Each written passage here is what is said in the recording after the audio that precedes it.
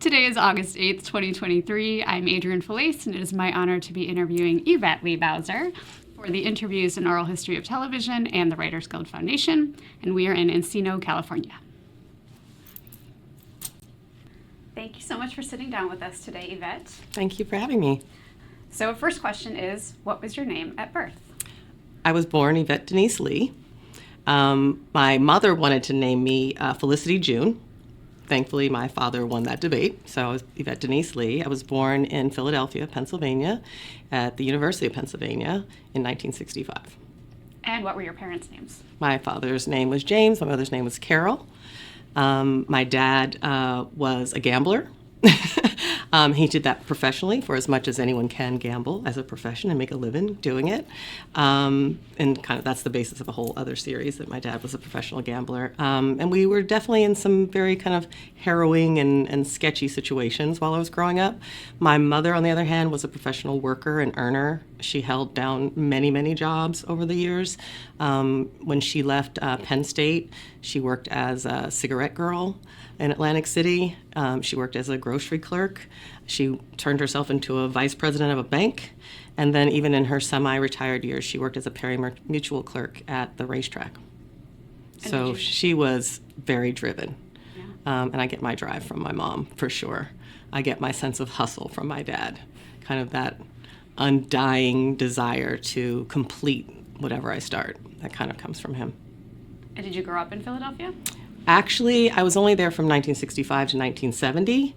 And in 1970, my parents and I took a cross-country trip to California. And as the story goes, I sang Do You Know the Way to San Jose the whole way there, even though we were headed nowhere near San Jose. We were headed to Los Angeles. And we got in my dad's Cadillac. My dad kept a Caddy. He had to. I mean, he was a gambler, so you got to have a Cadillac. And we landed in Los Angeles in 1970. And probably from the ages of 4 to 10, I probably lived in 10 different places in Los Angeles. So I lived all over. We were kind of transient in a way. So I finally landed in Santa Monica for 6th grade after my parents were divorced when I was 10. And my mom remarried my stepfather. And what were some of your interests when you were little? Reading, writing, entertaining myself. I think also I was a bit of a tomboy, so I was adventurous in that regard. Also, my dad liked to kind of challenge me to foot races, so that kind of led to my being kind of competitive. But I was also very creative. Like if you gave me a cardboard box, that was going to be a roller coaster down some very steep staircase. Like, I probably shouldn't be alive at this point. I also used to, jump off a carport with an umbrella, thinking I was Mary Poppins. So things like that. I kept myself pretty entertained. I am my parents' only child. They conceived children before and after me, but I'm the sole survivor. And I think that's part of who I am to this day, a survivor. I do have half-siblings from my father's first marriage to his high school sweetheart, 2 sisters and 2 brothers. They never really lived with me for any extended period of time as children, although I did have a period of time when my brothers stayed with us maybe for a year or so, and they tortured me quite a bit. So I kind of got toughened up during those years, learned how to fight. Very valuable skill. Later in life, it would come in handy in elementary school and junior high when people picked on me a lot for being a book nerd.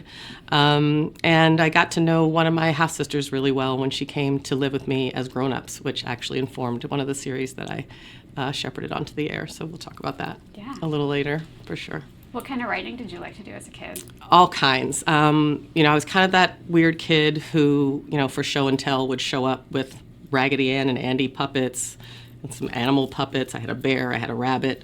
Other kids would bring toys for show and tell. I would write a 3-act play. And people thought I was weird, but they were entertained. And so that was all the affirmation I needed to keep doing it. And then also, as I mentioned, when I moved to Santa Monica in the 6th grade, I had this amazing teacher, Miss Tim Brink, who encouraged me to pursue my creative writing talents and to really kind of lean into that. And that led to me wanting to be a journalist in high school, and had a great journalism professor in high school. And I I think that those things really kind of encouraged me to continue being creative. Although when I went to college, I was definitely supposedly on my way to law school. And becoming a comedy writer was definitely a sidetrack from that.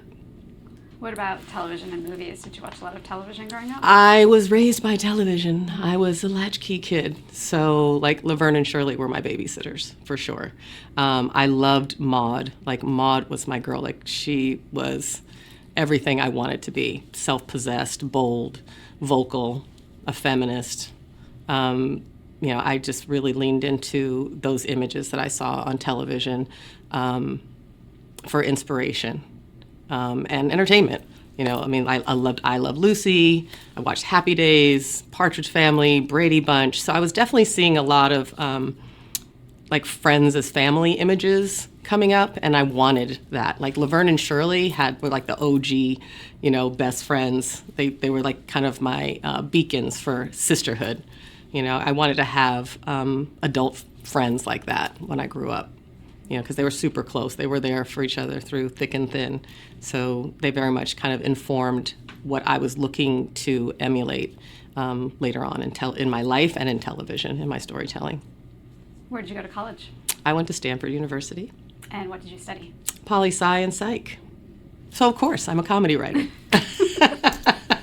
But as I said, I was supposed to go to law school, but in the spring quarter of my senior year, I was headed to USC Law School, and I kind of derailed myself by having a little bit of a pity party with my best friend, Kimberly, and we were watching The Cosby Show, and for the first time, I recognized the name of someone that I knew in the credits, and I'd been watching the show for years and never noticed anyone's name, but for whatever reason on that night, that name popped out at me, and it was the name of someone that I'd known in one of my many places that I lived throughout Los Angeles, and so I tracked him down, and I thought I was going to have to remind him who I was, but he remembered. His children and I were pretty close when we were living in the same apartment building in Hollywood, and I told him that I was supposed to be going to law school, but I had this creative energy that I thought needed to be tapped, and I wanted to know if there was anything he could tell me or anyone he could introduce me to that might kind of illuminate a path in television, because I felt like that's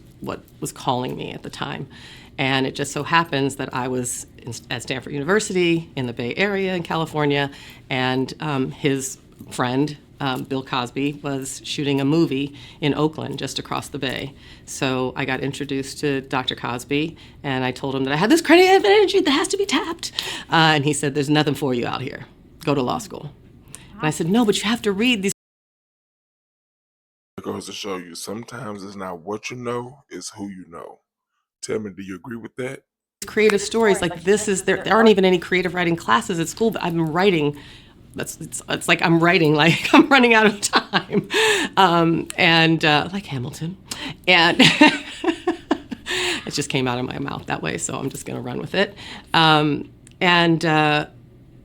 He then kind of acquiesced and said, "Okay, I'll set you up on the spinoff of my show that's going to be shooting in Los Angeles, but I'm going to set you up as an apprentice writer, and the pay is zero. Wow. Make what you will of it." Yeah. So I took that gamble. Of course, when I told my mom that I wanted to, take my Stanford degree and go become a comedy writer, she thought that was the funniest thing she'd ever heard, because she certainly, incurred some debt, and I had some scholarship money, some grant money, and I worked throughout college to pay for it. And but she gave me a year to make something of it, and I think that's where that kind of hustle from my dad came from. Like, I was very, very determined. I was not going to fail.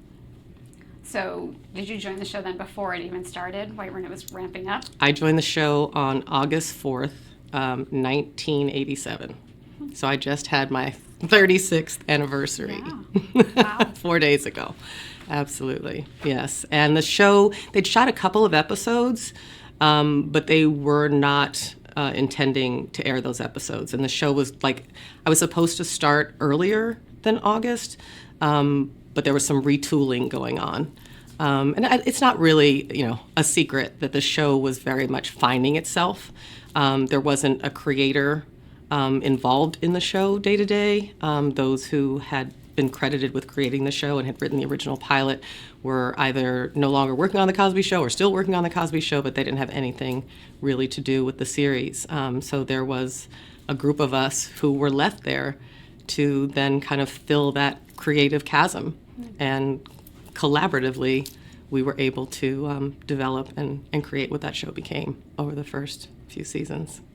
Do you recall what your very first impressions were, just kind of arriving there to the writer's room, to the first time you were on set? What was all that like? Oof. It was pretty wild and wonderful in those initial days. But in the back of my mind, I was thinking, like, I'm not making any money. And I was sitting in a room at times with people who didn't actually strike me as creative or all that interested in the process. And in that particular show, there were a couple writers who were definitely there and dedicated and about the show, and that would be Thad Mumford and Susan Fales, and even Cheryl Gard, I would say. You remind me a bit of her, actually. She was lovely. It was really kind of overwhelming.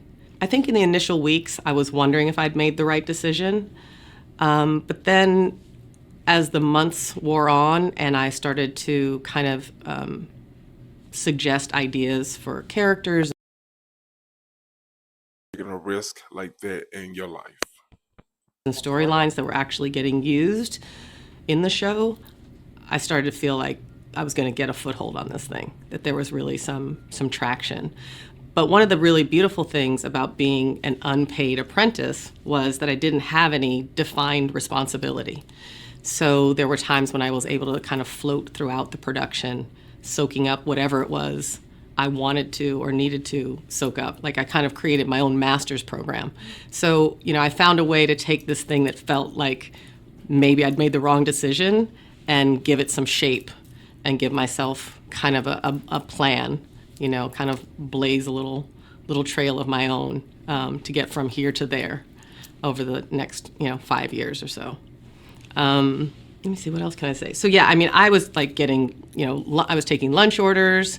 I was making posters for Whitley, running for dorm monitor. I was pitching story ideas, character ideas. We used a lot of stories and characters from my college experience on that show because I was fresh out of college and the show was about young people in college. Although I think the problem with season one was that because of the leadership season one, we were really writing a high school show. And so there was a small contingent of us in the room who knew that tonally we were going to need to make a shift at some point. Although, we were charged with making the very best show and telling the very best stories we could, under the leadership, with the showrunner we had the first season. But we definitely were kind of conjuring up a plan to shift things in season two, which we did very effectively. What was that like, kind of pitching your own ideas for the first time in a writer's room? It was kind of scary pitching my own ideas in the writer's room for the first time, but I also didn't have anything to lose, so I just summoned my inner Maud.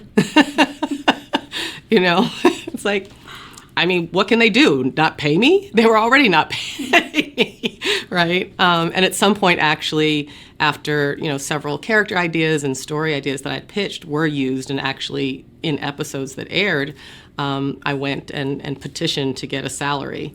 And it was determined that I had earned it. So I got like a PA salary. And I did the math that year because based on the number of hours we worked in the writer's room, which was sometimes 20-hour days, and I'm not joking, I made 94 cents an hour that first season. So I paid my dues. Indeed. I've done my time. But it was worth it. It was really worth it because, like I said, I was kind of paving a path to my ultimate goal, which was to be on staff and then ultimately to become, a valued producer on the number 2 show on television, and that was quite a feeling to know that I had been part of that process of kind of filling that creative chasm and that there was this core group of us that actually developed and created what that show became. So when I left there after 5 seasons, I kind of felt like I can do that. I can do that. Yeah. You know, I feel like I had all the tools to make that happen at some point. I didn't know it would happen as quickly as it did, but because of other situations that we can talk about, that plan got accelerated. So when did you become an official writer on staff? I became an official writer on staff of A Different World season 2. Season 2. And at that point, I had already rewritten/written several episodes uncredited. You know, like sometimes a freelance writer would write an episode that we had broken in the room, and it would come in not such great shape, and I would be asked to take another pass at it before we as a group tabled that. So I wrote those scripts. And did the format come easily to you? Did you shadow anyone to learn how to do it? The format was pretty easy. It was pretty simple. And, you know, quite frankly, we were telling really simple stories.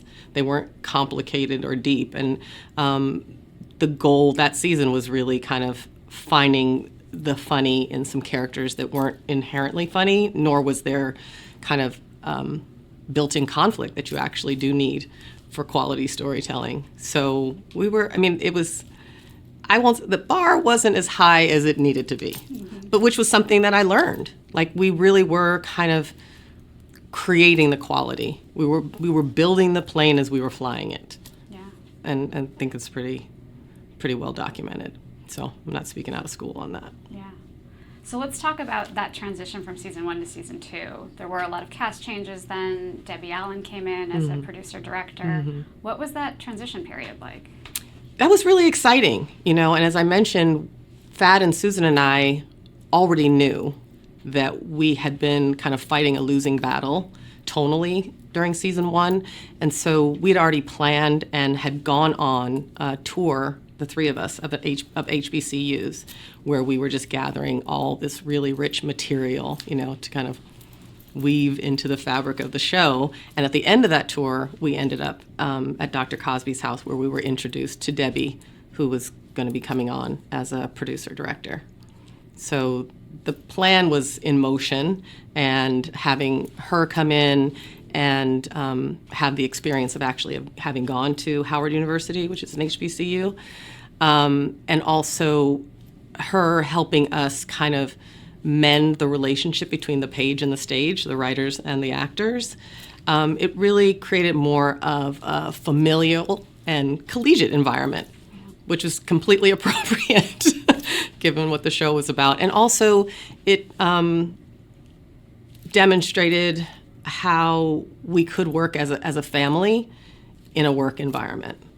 And I really dug that. It was really exciting. It was really great to be there at that period of time, to have stuck it out through what was very challenging creatively, season 1, where we were really making the best of not such a great situation. Because there were definitely camps season 1. Season 2 was like, we're all going to come together and we're going to move in the same direction. And there certainly were some bumps in the road, but for the most part, we were all on the same page. Did the cast have input in the storylines as well? Over time, they did. I mean, I think that was something that was really important to Debbie, for them to contribute in that way. And I think we found it valuable as writers, too. It was also, you know, an opportunity for me to learn how you could really lean into the strengths of the actors and kind of give more layers to the characters that you're working with. And then we also started leaning into the natural chemistry that we saw happening in front of us. You know, we knew there was some potential between Whitley and Dwayne in season 1. I was really excited about that. And the evolution of that relationship, and that became kind of the center of the show. Yeah. But you could see it. I mean, there was something really interesting happening between those two actors. Not that they had like off-screen chemistry in any way. I'm not suggesting that at all. But those two characters were in many ways, star-crossed lovers. Yeah. They were primed, and also they were informed by certain people who were involved in the process the first season.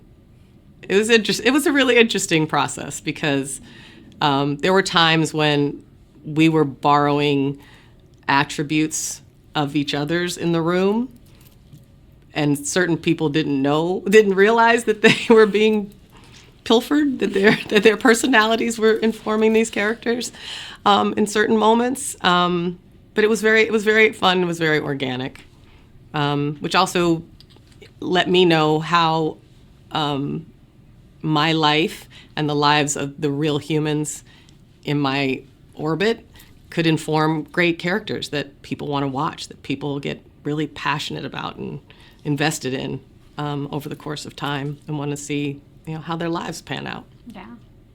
So what was that season 2 writers' room like? How were there writing partners that got assigned? Did people get assigned episodes? Did you break the arc right at the beginning? Like, how did it go down? Season 2 was, I believe there were only 4 of us that remained from season 1 to season 2.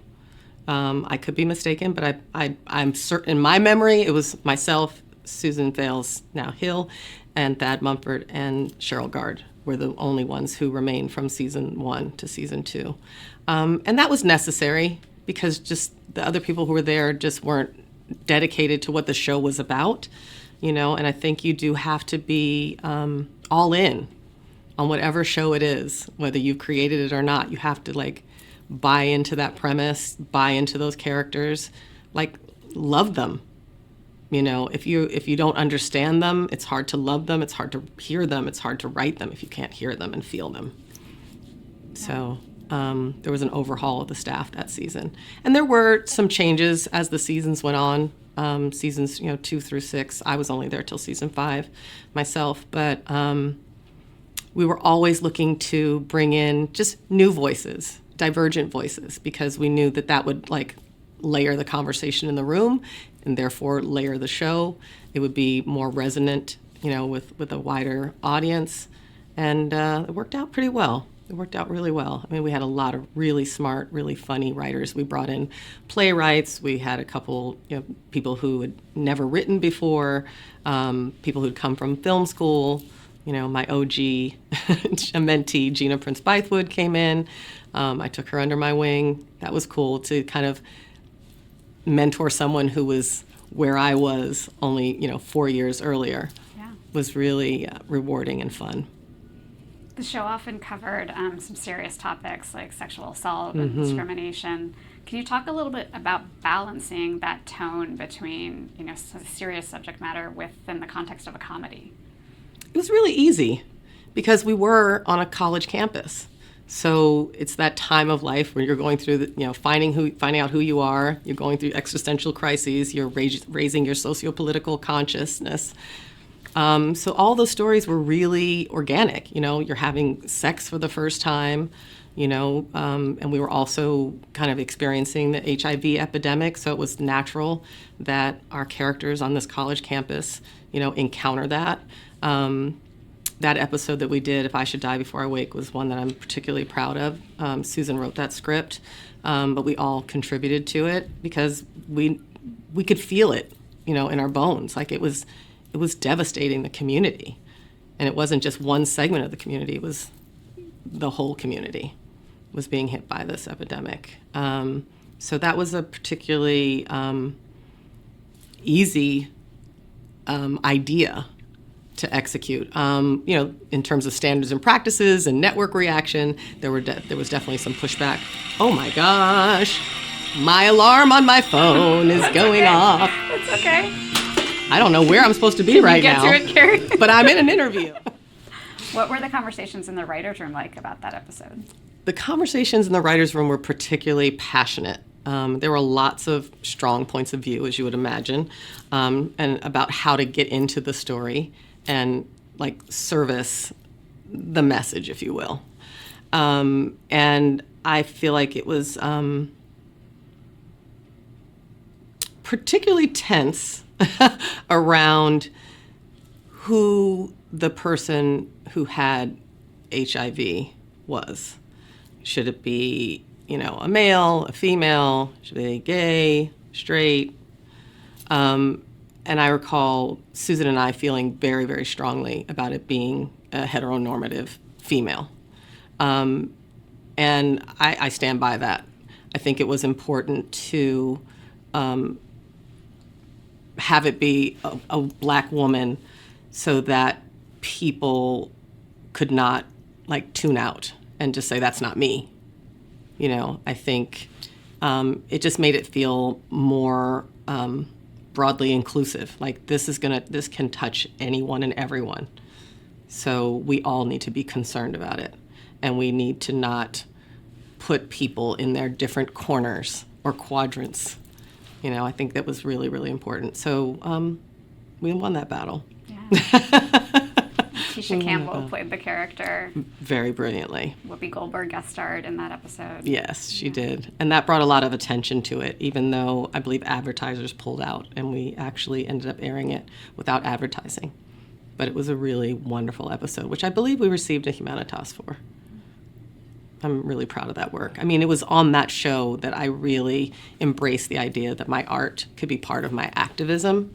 And I've carried that responsibility and torch with me throughout my career. Yeah. Let's talk about a few other specific episodes. You wrote part 1 of the 2-part episode featuring Dwayne and Whitley's wedding. Yes. So you talked a little bit about setting the scene for their relationship Sure. early on. So talk about kind of the culmination. Yeah. Save the best for last, which I entitled Save the Best for Last because I knew I was leaving. So it was a little wink to myself. Because at that point, it had been incredibly rewarding, like I said, to be part of this consortium of creatives who kind of came together as a group and created this show. It was kind of a show without a mommy, and we kind of became collectively its surrogate creative mommies.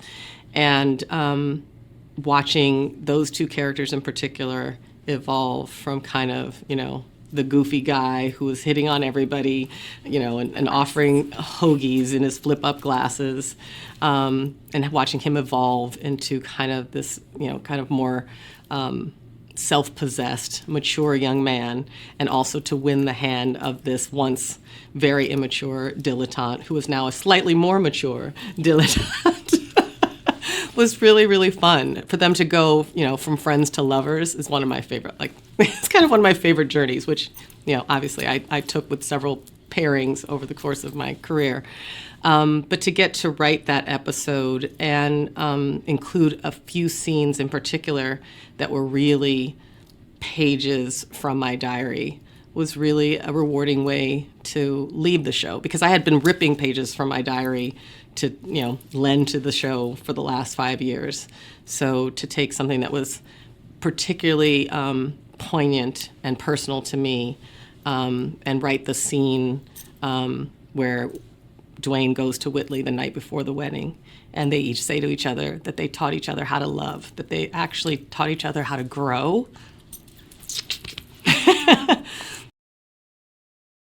With you, that is one of my favorite episodes.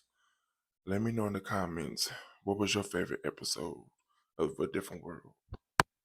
Was a really special way to kind of, you know, leave my mark on the show. Absolutely. And leave a piece of myself. I left a lot of pieces of myself, but that was, for me, kind of a crowning moment. Why did you decide to leave the show? It was time. It was really just time for me to leave the show. I had grown up there. You know, I'd really told all the stories I felt I had in me to tell through Whitley, Dwayne et al. And I'd been seen in my diapers, and I didn't feel, so to speak. And I felt like I wasn't really going to be able to fly as high as I could if I stayed in that exact same environment, because even though I had risen from apprentice to full-fledged producer, there was still a little stigma there that I was the baby. You know, it's like we actually in the writer's room, we had this fictitious family that we would lean into every now and then. We'd go into these characters. They were the Bunt family, and I was Baby Bunt. So I was always the baby. And Thad actually, he would call me LYT because I also was incredibly, like, brutally truthful about how I felt about characters and story, and he would call me LYT, Little Yellow Truth, speaking to, you know, that I was the baby, and I'm fair-skinned, and that I most often told the truth. So I felt like it was just time to go and figure out who I was in the world outside of that kind of cozy environment where I'd grown up. It was kind of like I felt like I had graduated. It was time. I had my master's, and it was time to go get my PhD elsewhere. Yeah. Before we move on from the show, I wanted to talk about, we mentioned Whoopi Goldberg, Diane Carroll played Whitney's mother, Patti LaBelle played Dwayne's mother. Talk about working with some of the guest stars on the show. That was really, really cool to get to meet these icons and to also see how accessible they were and how professional they were. And so all the stories that you hear about, stars behaving badly, to see that these incredibly, uniquely talented people could be so professional and so warm was something that I came to expect and sometimes demand from talent in the future when working with people, whether I was, part of the casting process or not. Like, I would try to look into their soul and see what is this person going to be like 5-10 episodes in, and you don't always get it right. I got it wrong a few times, but I did feel like I kind of honed that skill because I was exposed to those people who didn't need to be there but wanted to be there. And so it helped me kind of hone that skill of kind of assessing whether or not people want to be there. Because when you're creating a series in particular, it's so different from doing a movie where you're going to be with someone for some months, maybe a year or so. But this is something that you want to do for years on end. So you really want to pick your partners wisely. And so if you can get that sense from them at the beginning, it makes the path a lot easier and more pleasant. And like I said, working with those huge name stars, some of the brightest stars in our community, and seeing how professional and lovely they were and how willing they were to share their knowledge. And also, Diane Carroll in particular was very clear in telling us, you all have it really good. You know what I'm saying? There's this institutional knowledge that all of those people that you named have. It's Whoopi and Patty and Diane Carroll that we got the benefit of. You don't always get that.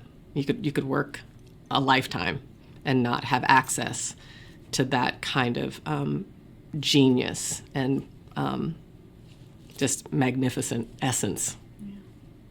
You became a co-producer season 4 and then a producer season 5. Yes. So what did your role as a producer entail? My role as a producer entailed quite a bit because, as I said from the very beginning, my role was undefined. And so I was able to float into different departments. I was able to go down on stage and watch the acting process and, see what the gaffers were doing and what the costumers were doing and what the director was doing. And then I would go into editing and learn how that process was really kind of like the last part, the final rewrite. So I had quite a bit of skill that went beyond just the writing. So I was really a very experienced producer by the time I received that title. In fact, my original deal had expired, and so I made a leap from story editor to co-producer and then producer pretty quickly because I had really been working at that level because I'd done the training. And I had all that, wealth of knowledge about how to cut the show and what to look for in performances and how to, be very facile at, coming up with jokes and fixes, for scenes. So I was contributing at a really high level and co-managing the show. So I was producing it. Were you looking towards creating your own show at that point? Was that the goal? I was eventually looking to run my own show. I did not have a sense at the time that I left of how soon that would come. But circumstances at my subsequent job led me to put a fire under my behind and really dig in on creating my own show because I really wanted to create my own work environment. So I left A Different World and I landed on Hanging with Mr. Cooper, which was a lot less female and minority-friendly environment. to say the least. I mean, I can tell you lots of details if you want, or I can tell you some. We will get into it. Before we go there, I Yes. have one last question. Sure, about you can ask different a bunch of questions about A Different World. I was there for a long time. We so could be there for hours talking about it. I want to know. It's my first love. Yeah. As a producer, how much involvement did you have with the executive producers like Marcy Carson and Tom Werner? Were they available like when you had questions, or did you have to go to them with questions? What was the interaction like with the EPs? Marcy and Tom were there when we needed them. They were there to advocate for us. They were there to give us, quality feedback on ideas and episodes. They're brilliant, brilliant executives. I mean, they just don't make them like that anymore. And Marcy Carsey said something to me that I use to this day in the showrunners training program. She told me, delegate or die. Like, television does not get made by one person. It is a group effort. And to try to do everything yourself is to kill yourself. You really do need to delegate or die. It was like some of the best advice I ever got. And it also speaks to like knowing what your limitations are, knowing what your strengths and weaknesses are, playing to your strengths, and engaging other people to kind of fill in where you can't be or where you're less skilled. She really, really helped me define who I am as a manager and showrunner. Yeah. Okay, last question about They A were Different great. World. They were great. What do you think the legacy of A Different World is? We changed the world. We changed the world with that show. We shifted the culture. I mean, applications to HBCUs went up exponentially after the first couple seasons of the show. It became the place to be, not only for the viewership, but for people in the real world. It meant something. It still does. Like, people still watch the show. They buy all kinds of bootleg paraphernalia because for whatever reason, the company did not exploit, Hillman, the university. But people send me all kinds of Hillman gear. God bless you, all the time. And I love it. I wear it with pride. Like I got my master's there. I got my PhD on living single. I got my master's at Hillman on A Different World. And I think it's just there's lots of wonderfully entertaining shows that had huge audiences for a period of time that people have long since forgotten. But that is a show that will live on for the culture. All right, let's talk about that road to the PhD then. So the next stop was hanging with Mr. Cooper. Yes, which was a lovely opportunity to work with my high school girlfriend, Holly Robinson Peete. Yes. But it was short-lived. Going back to just the composition of the writer's room, the room was filled with a lot of people who didn't know anything about the people or the place the show pretended to be about. And that created very easy conflict in the room. I am not a person who comes kind of charging in being an expert, but you know what you know. And also at that point, I had been a valuable contributing member of the number 2 show on television. So I didn't necessarily expect that all of my ideas would be utilized, but I didn't expect everything I said to be rejected. I also was the only woman and the only Black person in the room when the room opened. And I found that to be egregious. But I didn't carry it outwardly. I took it home. I tamped it down. It was very, very frustrating to be that lone voice and to experience so much pushback, and then also to have people who had no sense of their own microaggressions.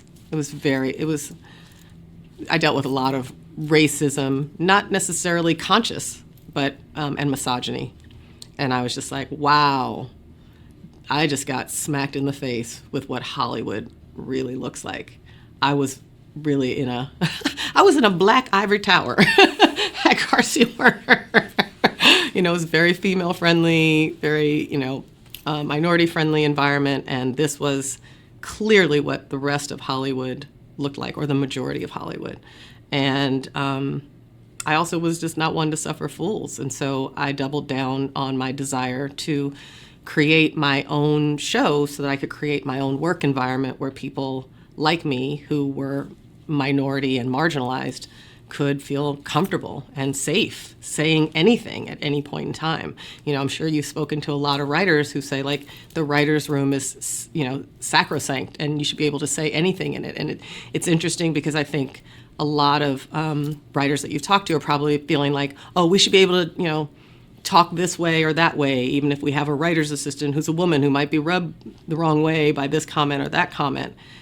And I just literally didn't even feel like I could be myself in that room. And I had just contributed greatly to, you know, a hit show by being myself. So now it was made to feel like myself was not worthy, was not enough, was not valued. And that was not going to last. That was not going to stand. I was going to go back to law school. I was going to become a banker. I was going to do anything but put up with that. So I kind of reiterated to my agent that I was really interested in pursuing development opportunities, and God answered the call.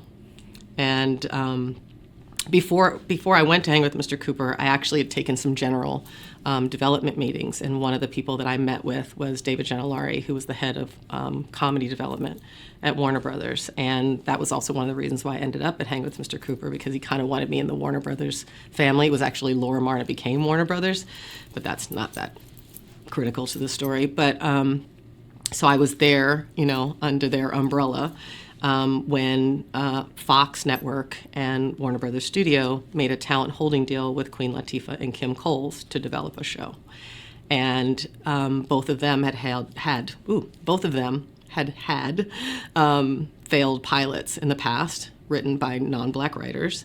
And so they had teamed up and were determined to... In the comments, when you're writing for a predominantly Black TV show, or white, or any other heritage, do you think it makes a difference, the color of the writers? Advocate for a Black writer to get an opportunity to write a show for them. And I was the beneficiary of their advocacy. What was that original show idea for them? They actually had just the germ of an idea. They kind of, because there were two of them, I think, they wanted to do a buddy comedy. And there wasn't much of an idea. It was really like, we want to do a buddy comedy. I think, and someone else may be able to correct the record for me, but I felt like there was some idea of one of them being a performer and the other one being their manager. But I just didn't know what was real or relatable about that. Not that that dynamic doesn't exist, but I couldn't feel immediately like where the stories were going to come from. And then also, quite frankly, you know, with one of them being a rapper who had done some acting and the other one being a comedian who had worked primarily on a sketch show, I wanted to create an ensemble around them to give them kind of the space and the time to really get their bearing as actors. You know, we had actors on A Different World who had, you know, come into that show with different levels of skill, and I felt like it was going to be a safer space for them to grow as performers, but also, you know, going back to my own personal agenda of depicting stories that feel organic and authentic to me, and also wanting to have kind of that sisterly energy and enviable female relationships like I saw on Laverne and Shirley and like I had in my own real life. I thought, I can write 100 episodes about me and my friends. And that's where the show idea came from. And I'd been kind of noodling on it in the background, but had put it aside because I was going to be the best, you know, producer on Hang with Mr. Cooper ever, until, you know, I started getting bludgeoned with my own dreams of contributing. So I created that show while I was on Hang with Mr. Cooper the first season. Did you meet with the two of them to kind of... Absolutely. They contributed greatly to their characters in particular. In fact, while the show is, you know, largely based on, you know, me and my friends, it took place in Brooklyn because they were both, Latifah in particular was definitely East Coast energy. I also love New York. And spent some time there, but not as much as the characters in the show. But I definitely met with them. I hung out with them. Kim Coles had all kinds of quirks, and she also had a different sense of what kind of character she wanted to play. But we had some really great, honest conversations that led to Sinclair, this very kind of simple and whimsical dreamer character. And also, Latifah, Dana, I hung out with her. I was like, okay, she's very Maud adjacent. And Khadijah is very much who I aspired to be, entrepreneur, want to have my own business. I gave those attributes to her, and she didn't actually like the name Khadijah at first. She was like, I love this pitch show. I love everything about it. I'm just not sure about that name. And I said, just let it marinate. Just let it marinate. And she did. And I think she's happy with it now. She actually recently told me that people have been coming up to her saying, oh my gosh, I loved your show, Living Single, and I named my daughter after you. She goes, oh, Dana? No, Khadijah. She was like, you were right, yo. That was the right name. It was the right name for that character, and people really still love it to this day. So that's pretty cool. It's pretty affirming. But they did definitely contribute. And just figuring out, who those two were forced me to figure out how to round out the energy in terms of the storytelling, finding, different people, different personalities that would offer different points of view. And Max is very much my alter ego. Max is who I was just before I met my husband, who was my boyfriend, who's named Kyle, who's now my husband. And we're getting ready to celebrate our 30th anniversary of our engagement later this month. Yeah. So I am Max. But Max, of course, was, brought to life and brilliantly played by Erica Alexander. That's just what a blessing. What a blessing. I mean, we can talk about the casting of that. And also, I reached out to Kim Fields. She was friends with another actor friend of mine, and so we had met years earlier on A Different World. And she'd wanted to develop a show for herself, and I said, I think I have a role for you.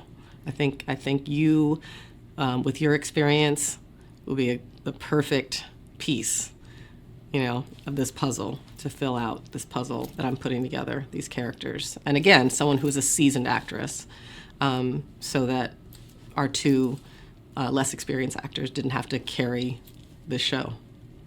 And then, of course, it was really important for me that the show be female-centered. But I think when you have something that's got those four strong females, you have to have that male energy to balance it. Enter the guys, and that's how we ended up with, an ensemble of 6. And Kyle and Overton were loosely based on the real Kyle and the real Overton, just in terms of energy, and maybe a wardrobe too, and maybe a couple points of view. I shouldn't say too much. Although they both have varsity jackets that say the real Kyle, the real Overton. Oh, that's great. And the real Overton has definitely used that to his advantage over the years. When you came up with your idea, did you have to go back to Warner Brothers and pitch again, or how did kind of it all get developed? Absolutely. I mean, once I had the idea fully formed and I had this tome of information about the characters and their backstories and where the show could go, I went and pitched it to the executives at Warner Brothers along with Latifah and Kim Coles, and they loved it. And then we took it to Fox, and they also loved it. And I will say, Suzanne Daniels, who was at Fox, I think she kind of got it right away, thanks to the existence of Terry McMillan's Waiting to Exhale.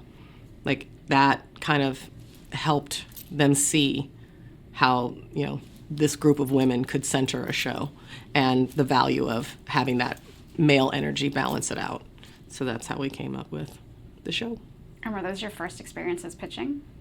That was my first What pitch. was that like Which for is you? wild, right? Because it's like, oh, okay, well, I'm going to do this thing. I'm going to do this pilot. I'm going to give it the old college try, and we'll see how it turns out. There was, of course, always, as there always is, a plot twist. I pitched the premise, and everybody bought in. And I pitched the pilot story, and everybody bought in. And then I wrote the pilot script, and everyone at the studio loved the script. And then we turned it into the network, and they loved the script. But they had a couple notes, and they weren't all small. One was that they wanted a new plot because they felt it was too much. They didn't like the fact that it had too much of a premise, like Sinclair was moving from Minneapolis was part of that original pilot, if I recall. And for some executives at the network, the character of Maxine Shaw was a little intimidating on paper. So that was a tougher note. And I was young enough, naive enough, and bold enough to take Max out of the show is to take a big part of me out of the show, and I'd rather not do the show at all. So they let me figure out a workaround, and the workaround was basically for me to have Maxine Shaw, who was an attorney and could afford her own apartment, live across the street and come over all the time and get more comedy from the fact that she was always there helping herself to their food, their closets, their ex-boyfriends, whatever it was. Max was just, she just became like bolder and funnier as far as I'm concerned. So it was a good compromise for them, a good creative exercise for me. I also had, I basically doubled down on my determination to get it done. And I was also only given 2 weeks to rewrite that pilot to still be in contention for the pilot season. So at some point, I stayed up for like 3 days straight, and my cousin, one of my inspirations for Sinclair, who was living with me, came to me and said, "You are brain dead right now. You are physiologically brain dead. You need to go to sleep." And my boyfriend at the time, Kyle, came and said, "We're laying you down, sweetie." And they put me down in the bed and put on Tchaikovsky and took a nice nap. And when I woke up, I got back to it, and I met my deadline, and the show got picked up. And was it determined from the beginning that you were going to be the showrunner? It was not determined from the beginning that I was going to be the showrunner, but I'm going to back up. I'm going to do a boop, boop, boop. Please. While I was rewriting that pilot for 2 weeks, unbeknownst to me, some of the white male writers on Hang with Mr. Cooper were uncomfortable with the fact that I took 2 weeks off from the show to write this pilot for the studio that we were all working at. And when I came back to work, I noticed that their job titles had changed, and I saw this on the backs of their director's chairs on set. So where we were all doing the same job at the beginning of the season, I stepped away for 2 weeks, and I came back to discover they'd been promoted. Because apparently my absence was so taxing on them that they needed to be elevated. So there was no way I wasn't going to get this show made. There was no way. And I was, again, going to create an environment where no one felt so poorly treated and devalued in a blatant way. It was really kind of remarkable. But it also taught me how resilient one can be. And you formed your own production company. Absolutely. Was it at the same time or right before? It was at the same time. It was at the same time. It was really, honestly, it was like kind of putting the energy out there. Like, I'm going to need this S Corp. And eventually this S Corp is going to stand for something. It's actually going to be a brand. I'm from the city of brotherly love. I am a sister. My last name was Lee, so Sister Lee Productions. And sisterly behavior, embracing other women is just a part of who I am. So it all seemed right. Came up with my production card, and there are all kinds of culture cues there. There's kente cloth, there's my initials, and then there's a little version of me, and that's really me, hanging onto a windmill in a bright pink suit. And there's Don Quixote jousting at those windmills, basically showing the passionate pursuit of the impractical, which is really what it's all about. Absolutely. So then Living Single was the first show from your production company? It was the first show from my production company. It was the first show that I attempted to create from my own little head.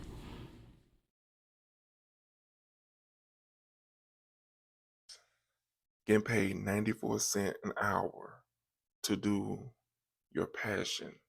Most people will look at it as shocking or crazy, but I look at it as beautiful. I too am a writer.